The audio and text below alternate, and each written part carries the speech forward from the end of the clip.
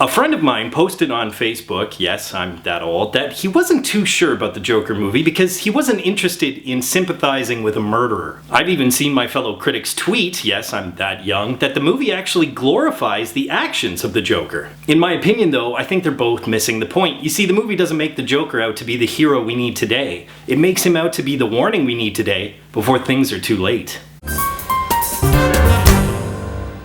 Welcome to Real School, the only film education that won't make you feel like you need to wear black all the time. I'm your host, Michael Johnson, and today I will be reviewing the highly anticipated Joker. I will admit, when I heard that Todd Phillips was directing Joker, I had reservations. Now, I love Old School, that's my favorite movie that he's made, but his other comedies, including the Hangover trilogy, I could take them or leave them. But the more I thought about it, of course it had to be Todd Phillips, or at least somebody who understands comedy, because if you haven't noticed already, comedians study humanity. They're people watchers, and often, while they're trying to learn what makes us laugh, they also learn about what's very dark and dramatic within the human condition. One has to look no further than the dramatic performances of Mary Tyler Moore, Jim Carrey, Whoopi Goldberg, or Robin Williams to understand this. So Phillips and co-writer Scott Silver were integral in creating this version of the Joker because, granted, there's a comedic side to this character, and yes, we all laugh at his hijinks. But we cannot forget, he is one of the most twisted, dark, and sinister characters ever to be written for a mainstream comic book. Another reservation I had, and another reason never to trust the internet, was I read that Todd Phillips didn't use any Batman story as inspiration for this Joker story, and guess what?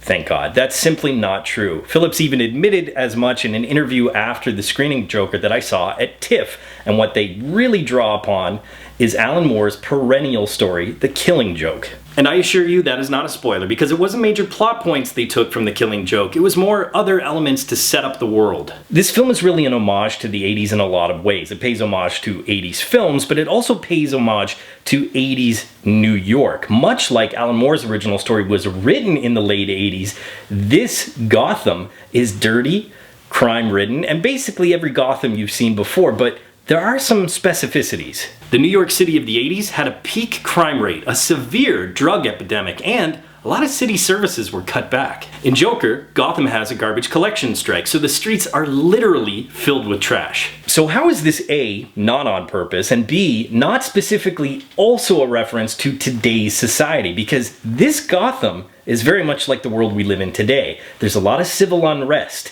The 99% are extremely frustrated with the privileged 1%. There's anger towards police, and a city populace that's just ready to tear the world apart. And one of the most interesting twists on the Bat mythology is how this Joker is still the antithesis to Batman, but in a much different way. Now, typically the Joker is the chaos to Batman's order, but in this version, it shows how the same world that created Batman can also create the Joker. How the crappiness of the world can give in to fear and anger and create more violence rather than solving the problem. And then you've seen part of what happens in the trailer. The Joker becomes kind of a folk hero to a lot of Gothamites. As a result, it creates a very interesting narrative, but also brings up some moral questions. Should we sympathize with this Joker? Should we sympathize with a man who's been abused, discarded, or forgotten? Should we sympathize with a man who has mental health issues? Well, that's up to you. Does that mean we should forgive his actions? Does that mean we should ignore the violence that he perpetuates? Does that mean we should give in to his incel, entitled type of behavior? Well, no, of course not. But what we do have to ask ourselves is, why do we still find this character so compelling? Yeah, that's right. I'm talking to all of you. Didn't think I'd make it about you, did you? I actually think that the credit should be shared between Phoenix and the script, because as much as all the early buzz has been about how Phoenix has created this truly dark and layered character, where would he be without the script? But having said that, Phoenix creates a very compelling character, but the script did have some issues. A lot of these characters, in fact, all characters other than the Joker, are basically just plot devices. Now, there is a reason within the narrative why they don't have too much of a backstory or too much of an arc, but I can't get into that. But otherwise, they just barely push the story forward. And even characters like Zazie Beetz' character, they're barely in this, and they're very underdeveloped. Which reminds me, Twitter tackers can stop mocking Mark Maron for belittling comic book movies and then appearing in one, because he barely appears in one. As a Bat fan, my biggest complaint though, and granted one I got over pretty quickly, was they did take severe liberties with some of the key players in the Bat mythos. They changed up some core values of these characters to really just push that aforementioned narrative. I felt it was forced because it could have been a different character, but choosing the characters that they chose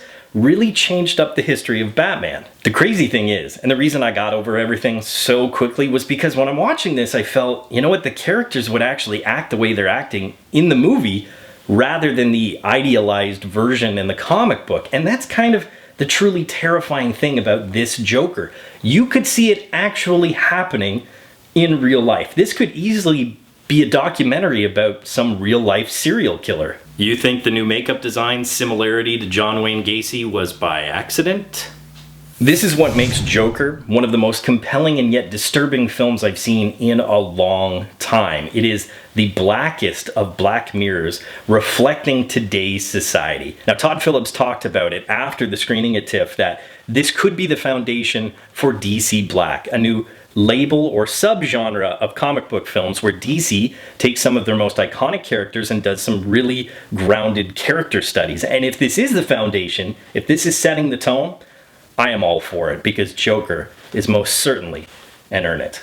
Poll question: if they do start DC Black, which trust me, they should, which DC character should get the character study solo film next? As always, leave your answers in the comments section below. Be sure to subscribe to Real School and follow my TIFF playlist so you can see reviews of Knives Out, Ford v Ferrari, A Beautiful Day in the Neighborhood, and so many more. But until then, school's out.